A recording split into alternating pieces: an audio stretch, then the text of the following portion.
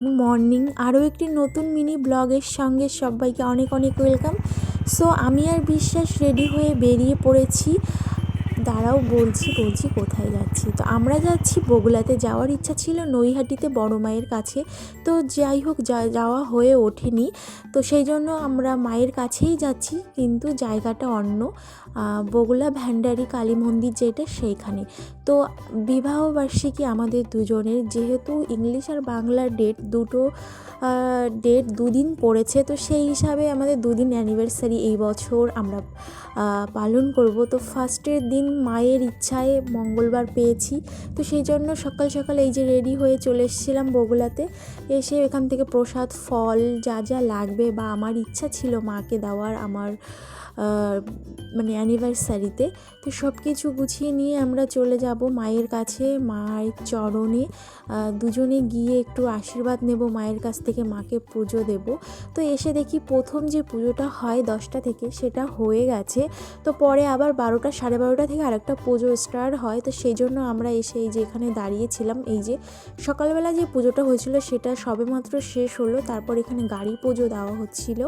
আর আমি এই যে এখানে এসে দাঁড়িয়েছিলাম, মায়ের কাছে এসে দাঁড়িয়ে আছি। তো চলো মায়ের মূর্তিটা তোমাদের একবার দেখিয়ে দিই। এই যে হচ্ছে বগুলা ভান্ডারি কালী মন্দির, সবাই জানো। আশেপাশে যারা কাছে ধারে যদি কেউ দেখে থাকো আমার ব্লগটা, তারা তো জানবেই বগুলার মায়ের মন্দির এটা। তো এসে এখানে একটু বসেছিলাম মায়ের কাছে, আর মায়ের ইচ্ছাতেই আজকে আমরা দুজন এক হতে পেরেছি। আজকে দুজনে একসঙ্গে মায়ের কাছে আসতে পেরেছি, মা চেয়েছে বলেই। তো এখানে পুজোয় বসে পড়েছে আর কি পুরোহিত মশাই। তো আমি সব কিছু দিয়ে এই যে এখানে বসেছিলাম।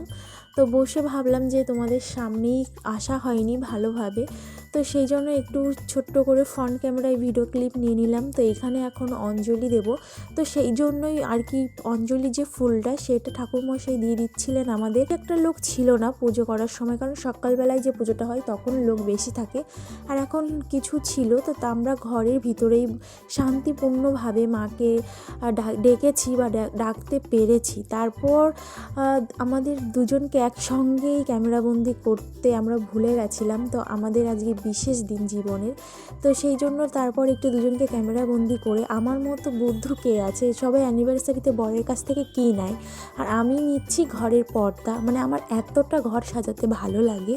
তারপর ওইখান থেকে চলে এসেছিলাম আমি একটা শাড়ির দোকানে। এই লাল শাড়ির জন্য আমি যে কতদিন, বিগত 6 মাস ধরে ঘুরছি, কিন্তু আমার মনের মতো আর পাইনি। তো আজকেও পাইনি, ফাঁকা হাতে ফিরছিলাম রাস্তায় বেরিয়ে, এই যে বিশ্বাস খেয়ে নিল আখের রস।